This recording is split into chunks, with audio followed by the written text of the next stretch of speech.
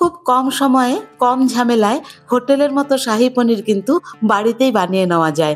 নমস্কার বন্ধুরা, জয়শ্রীর পাকঘরে সবাইকে স্বাগত। আমার আজকের রেসিপি সম্পূর্ণ নিরামিষ শাহী পনির। এখানে আমি 250 গ্রাম ফ্রেশ পনির নিয়েছি। দেখবেন যেন পনিরটা একটু নরম হয় আর ফ্রেশ হয়, তাহলে কিন্তু রেসিপিটি খুব সুন্দর হবে। পনিরটাকে যে কোনো রকম টুকরো করে কেটে নেওয়া যায়। আমি একটু পাতলা করে আর ত্রিভুজ আকৃতি করে কেটে নিলাম। একটু পাতলা করে কেটে নিলে পনিরগুলোর টেস্ট খুব সুন্দর হবে আর বেশ সফট হবে।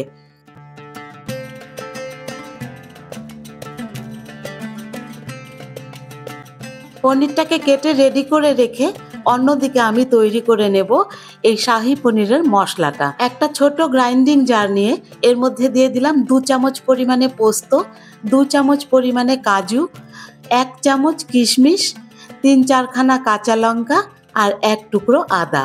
প্রথমে এগুলোকে আমি একটা পেস্ট তৈরি করে নেব, তাহলে পরে মশলাটা বেশ মসৃণ হবে। তারপরে এর মধ্যে দিয়ে দিচ্ছি 1 কাপ পরিমাণে টক দই আর সামান্য একটুখানি জল। এবারে সব কিছু মিলিয়ে একটা সুন্দর গ্রেভি তৈরি করে নেব। যদি গ্রেভিটা ঘন না হয় তাহলে 1-8 টুকরো পনিরও অ্যাড করতে পারেন। কড়াইতে দিয়ে দিলাম পরিমাণ মতো সাদা তেল। এর মধ্যে আমি পনিরটাকে ভেজে নেব। আমি আগে থেকে পনিরটাতে লবণ বা চিনি মিশিয়ে নেইনি, সেজন্য ভাজার সময়ে এর মধ্যে সামান্য একটু নুন আর চিনি দিয়ে ভেজে নেব। যেহেতু পনিরটা খুব ফ্রেশ আর খুব নরম, সেজন্য এটা একটু একটু লেগে যাচ্ছিল। হালকা ব্রাউন কালার এলে পরে এই পনিরগুলোকে তুলে নেব। পনিরটা তুলে নেওয়ার পরে বাকি যে তেলটা আছে এর মধ্যে দিয়ে দিচ্ছি 1 চামচ পরিমাণে ঘি আর সঙ্গে ফোড়নে দিয়ে দিচ্ছি গোটা গরম মশলা, এলাচ, লবঙ্গ আর দারচিনি।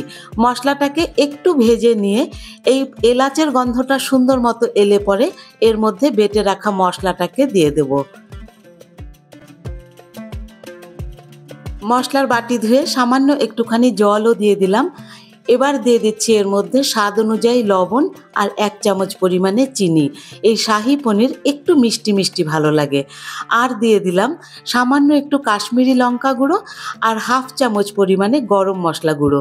কাশ্মীরি লঙ্কাটা একটুখানি দিলে পরে হালকা লালচে ভাব আসে, খুব একটা কিন্তু রং হয় না, তাতে করে একদম ফ্যাকাশে ভাবটা থাকে না। ফ্লেমটাকে মিডিয়ামে রেখে 2-1 মিনিট বাদে কিন্তু নেড়েচেড়ে নিতে হবে। যেহেতু বাদাম দেওয়া আছে সেজন্য কড়াইতে ধরে যাওয়ার একটা টেন্ডেন্সি থাকে। 2-1 মিনিট বাদে নেড়েচেড়ে মশলাটাকে ভালো মতো কষিয়ে নিতে হবে। ওপর থেকে যখন এই রকমের টেক্সচার আসবে আর তেলটা সম্পূর্ণ ছেড়ে আসবে, মশলা একসাথে হয়ে যাবে, তখন বুঝতে হবে মশলাটা সম্পূর্ণ কষে গেছে। তখন এর মধ্যে দিয়ে দিচ্ছি গরম জল।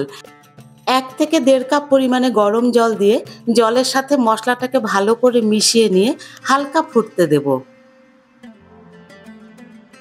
গ্রেভিটা ফুটে উঠলেই এর মধ্যে অ্যাড করে দেব পনিরের টুকরোগুলো আর ওপর থেকে দিয়ে দিচ্ছি 1 চামচ পরিমাণে কাসুরি মেথি। এবারে পনিরের টুকরোগুলোকে এই গ্রেভির সাথে ভালো করে ফুটিয়ে নেব, তাতে করে পনিরের মধ্যে এই মশলার টেস্টটা সুন্দরভাবে পাওয়া যাবে। 6 থেকে 7 মিনিট খোলা অবস্থায় ফুটিয়ে নেবার পরে গ্রেভির টেক্সচারটা যখন এই রকম ঘন ঘন হয়ে আসবে, তখন নামিয়ে নিয়ে গরম গরম পরিবেশন করতে হবে। রেসিপিটি কেমন লাগলো কমেন্ট বক্সে অবশ্যই জানাবেন, আর ভালো লাগলে একটা লাইক করে দেবেন। আর চ্যানেলটিতে নতুন হয়ে থাকলে চ্যানেলটি সাবস্ক্রাইব করে আমার পাশে থাকবার অনুরোধ রইল। ফিরে আসবো অন্য একটি রেসিপি নিয়ে, ততক্ষণ টাটা।